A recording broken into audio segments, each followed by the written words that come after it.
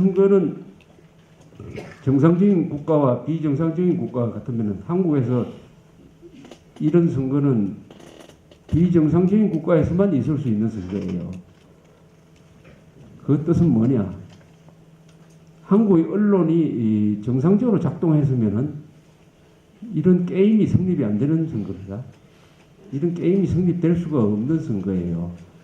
게임이 성립될 수 없다는 것은 무슨 뜻이냐? 언론이 박근혜, 문재인 두 사람에 대한 정보를 정확하게 전달을 했으면은 이렇게 경합하고 뭐 오차범위안에 접전하고가 있을 수가 없어요.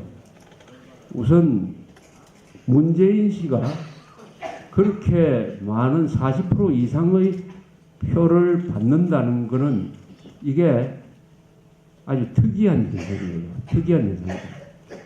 문재인 씨가 이번에 주장해온 여러 이야기들을 한꺼번에 정리를 하면은 이렇습니다. 북한에서 이번에 미사일을 쐈어요. 북한의 미사일은 이런 의미가 있습니다. 미사일 그 하나가 문제가 아니고 미사일 끝에다가 무슨 폭탄을 단다. 그건 아무 의미가 없어요. 대포 쏘는 것보다 뭐 못합니다. 거기에 핵무기가 실리면은 그때부터 문제가 되죠. 핵무기가 실리면은 그게 핵미사일이 됩니다. 핵미사일이 돼요.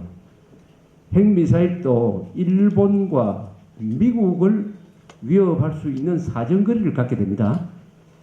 거기까지 가는 데는 또 시간이 걸려요. 지금 저 기술 가지고 뭐 당장 핵미사일 실전 배치는 어렵습니다. 그러나 그 방향으로 가고 있는 것은 사실입니다. 핵미사일이 되려면은 대기권으로 올라갔던 이 미사일이 다시 대기권으로 내려가면서 목표에 맞아야 돼요. 지금은 올라가는 기술만 했는데 이게 내려가면은 대기하고 접촉해가지고 탈 수도 있고 해가지고 그 기술은 또 발전시켜야 돼요. 그러나 어쨌든 그 방향으로 제1보, 2보, 3보 좀 전진한 것은 사실이에요. 그 동시에 무슨 일이 북한에서 일어나야 되느냐 하면은 핵폭탄을 소형화해야 됩니다.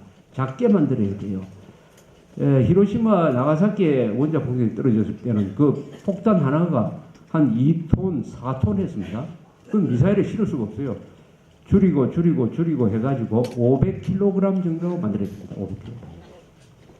그 기술 또 지금 발전시키고 있어요. 그건 언제 지금 체크되지 않고 있는 상태에서 내버려 두면은 언젠가는 그렇게 될 거예요. 핵미사일을 전진 배치한다. 는 것을 우리가 염두에 두고 우리가 국방 정책을 펴야 됩니다. 자, 핵미사일을 휴전선 북쪽에 쫙 배치해놨다 하는 것을 한번 상상해 보세요. 그 다음에 이제 천안함 폭침 같은 걸 일으킵니다. 천안함 폭침을 일으켜가지고 우리가 우수한 공군력으로 적 진지를 폭격하려고 할 때 북한에서 이렇게 경고를 합니다. 만약 그렇게 하려면은 우리 핵무기 쓰겠다. 서울을 향해서 핵무기 쓰겠다. 이렇게 공갈을 놓을 수가 있어요. 그 공갈이 들어오면은 그때부터 한국은 패닉 상태로 빠질 가능성이 있어요. 그래서 북론이 분열될 가능성이 있습니다. 이런 가능성. 그 다음에 실전에 사용하면 어떻게 되느냐. 실전에 예컨대 기습을 한다. 북한이 기습을 해가지고 서울을 포위한다. 해놓고는 이렇게 제의를 하는 것입니다. 휴전하자. 휴전하지 않으면은 할 수 없이 우리 핵무기 쓰겠다. 결정하라. 핵무기 얻어맞겠느냐? 아니면 포위된 상태에서 휴전하겠느냐? 결정하라. 이렇게 하면 아마 결사항전하자는 이야기보다는 항복하자, 휴전 협정 받아들이자 하는 이야기가 나올 가능성이 많습니다. 이렇게 핵 미사일은 전략 무기이고 또 동시에 굉장히 큰 정치적 무기인 것입니다. 그때까지 종북 세력이 남한에 남아있다 하면은 이 종북 세력과 북한의 핵 미사일이 결합이 돼요. 그래서 한국을 고립시킬 수가 있다. 그때 만약 미국이 군대를 보내겠다고 하면은 그때는 우리 워싱턴을 공격을 하겠다라고 공갈을 하기 위해서 지금 장거리 미사일을 개발하고 있습니다. 이런 북한의 대전략이 지금 이루어지고 있어요. 그 판에 문재인 후보는 형식적으로 북한을 비판한 척 하더니 이건 이명박 정부가 무능해서 이렇게 됐다. 이렇게 이야기합니다. 이 북한이 핵미사일을 개발하기 시작한 것은 핵 개발과 동시인데 98년에 한 번 쏘았어요. 2006년에 쏘았습니다. 2009년에 쏘고 이번 4월 쏘고 또 이번 쏘았어요. 이렇게 꾸준히 개발해 왔는데 이 돈이 어디서 들어왔느냐?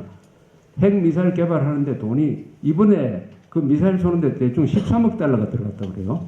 13억 달러. 13억 달러면은 북한 사람들을 굶어 죽지 않게 만들 수 있는, 한 3년 동안 굶어 죽지 않게 굶기지 않을 수 있는 돈이에요. 식량이 요새 값이 삽니다. 1년에 3, 4억 달러만 주면은 충분히 부족한 식량을 수입을 해서 배급을 할 수가 있는데 그것을 하지 않고 핵미사일 개발하는데 이렇게 돈을 많이 썼다는 이야기인데 그 돈이 어디서 들어갔느냐?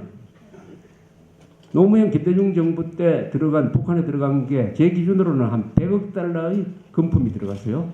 우리 정부 공식 통계로는 한 6억 달러의 돈과 물건이 들어갔다. 그 중에 상당 부분이 핵미사일 개발하는 데 쓰였다는 게 이명박 정부의 판단입니다. 또 이 국제기구의 다 판단이에요. 금강산 관광을 통해서 현금이 많이 들어가면은 그 비슷한 시기에 외국에서 무기를 많이 사오는 게 항상 서로 이 연동 관계가 있다고 그래요. 우리 정보기관에서 관찰을 하면은 현금이 들어오면 그 현금을 가지고 무기를 산다. 또 무기를 개발한다. 이 책임을 따진다면 김대중, 노무현이가 핵과 미사일 개발에 돈을 댔다 하는 것은 이건 객관적인 사실입니다. 그런데 이명박이 그 똑같은 논리로서 천안함도 책임을 이명박이가 져야 한다. 그러면서 천안함 폭침이란 말을 안 하고 천안함 침몰이라고 해요. 침몰. 자, 그러면 북한이 핵미사일을 실전 배치하는 날이 점점 다가오고 있다. 우리는 뭘 할 거냐? 하는 한미동맹을 그야말로 결속시키는 방법이 하나가 있고, 그래도 우리의 안전은 우리가 최종적으로 담보할 수밖에 없다. 해서 우리도 핵 개발하는 수가 있고, 이 둘 중에 하나입니다.